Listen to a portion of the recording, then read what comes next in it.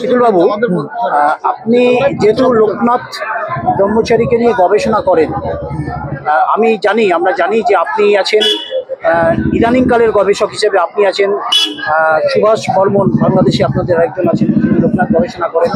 আমাদের ভারতবর্ষে হরিপদ ভৌমিক আছেন। এরকম যারা আপনারা গবেষণা করছেন এবং আপনাদের আগে যে প্রজন্ম যারা গবেষণা করতেন লোকনাথ বাবাকে নিয়ে, যারা বিভিন্ন দলিল তৈরি করে গেছেন, এরকম প্রায় 30-32টা দলিলের অর্থাৎ বই আমি পড়েছি। তার মধ্যে থেকে যেমন রমানন্দ ভারতীর সিদ্ধ জীবনীতে পরিষ্কার করে ব্রহ্মানন্দ ভারতী বলেছিলেন যে আমি বাবার নির্দেশ অনুযায়ী কচুয়া গ্রামে আসি, কচুয়া গ্রাম দর্শন করি, বাবার জন্মভিটে দর্শন করি, গুরু ভগবান গাঙ্গুলির জন্মভিটে আমি দর্শন করি এবং বেনি মাধবের জন্মভিটে দর্শন করি। তো সেই জায়গায় সেই জায়গাতে আমাদের ব্রহ্মানন্দ ভারতী পরিষ্কার করে লিখে গেছেন যে হ্যাঁ, কচুয়া গ্রামই হচ্ছে গিয়ে বাবার জন্মস্থান। এই ব্যাপার আপনার কি মত? এই ব্যাপারে তো সিদ্ধ জীবনী বইতে হলো আদি গ্রন্থ। এই গ্রন্থটাই প্রথম লেখা হয়েছে বলে গেছেন, এবং সেটা আমি মনে করি সিদ্ধ জীবনীর বাইরে নতুন কোন তথ্য এখন ওখানে সংযোজন করার সুযোগ নেই।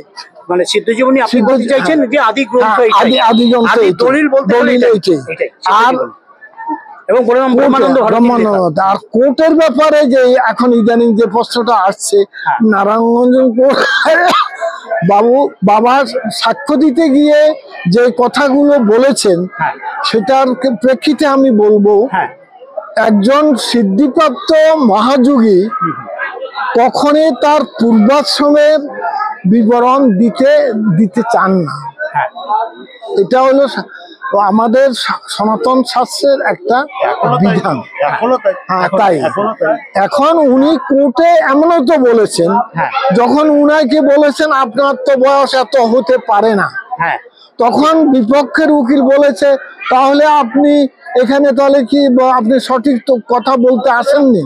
বলে যে না, আমি যা বলছি সেটা তো আমি সঠিকই বলছি, এখন তোমরা মেনে নিচ্ছ না সেটা তোমাদের ব্যাপার, তোমরা যা ইচ্ছা তা লিখে নাও, আমার কোনো আপত্তি নেই। হ্যাঁ, তাহলে এখন কোর্টে যেই যারা পেশকার বা উকিলেরা যেটা লিপিবদ্ধ করেছেন, সেটা তো বাবার এই কথাতে বোঝা যায় যে বাবা সেটা বলতে চাননি। আর ওখানে একটা পয়েন্ট হলো, বাবার তখন 155 বছর। নারায়ণগঞ্জ কোর্টে যখন উনি সাক্ষ্য দান করতে গেলেন, তখন উনার বয়স 155 বছর। তখন আর অথচ ইয়েতে লেখা হয়েছে 50 কি 60। তাহলে কি বাবার বয়স কি 50 কি 60? এটা তো ভুল, এটাই তো ভুল। তাহলে তো বাবার ওই, আমার দৃষ্টিতে বলবো, তাহলে বাবা যে ওই কথাটা বলেছে যে আমি যা বলেছি বলতে চেয়েছি সেটা তোদের বিশ্বাস না হলে তোরা তোদের মন মতো লিখে নি।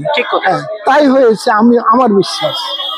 এবং সেক্ষেত্রে আমরা দেখেছি যে আমার প্রতিটা বই, আমরা যে 30-32টা বই পড়েছি, সেই 30-32টা বইয়ের মধ্যেই দেখেছি আমরা কচুয়াই জন্মস্থান বলে উল্লেখ করা হয়েছে। কচুয়া আছে, কিছু কিছু বইতে চাকলার কথা বলা হয়েছে, কিন্তু চাকলায় এই চাকলাটা কোন চাকলা? 84 চাকলা বলে তখন ব্রিটিশ পিরিয়ডের আগে, মোগল পিরিয়ডে 84 চাকলা বলে একটা 84 এই চাকলাটা ছিল তখন। এটাকে বলা হয়তো বিভাগ, পরগনার মধ্যে 84 পরগনা, যেটার এখন একটা নিদর্শন আছে আপনাদের এই বাংলা, যেটা 24 পরগনা। সেই পরগনা থেকে 24 পরগনা ভাগ হইয়া ছোট হয়ে আছে। এটাও ঐতিহাসিক ভাবে হয়ে আসছে।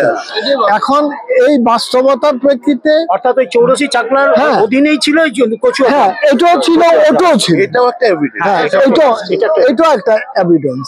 এখন এক সময় ওই পরগনা বললে না, পরগনা আরেকটা জিনিস হলো, বাবার জন্মস্থান তো একটাই।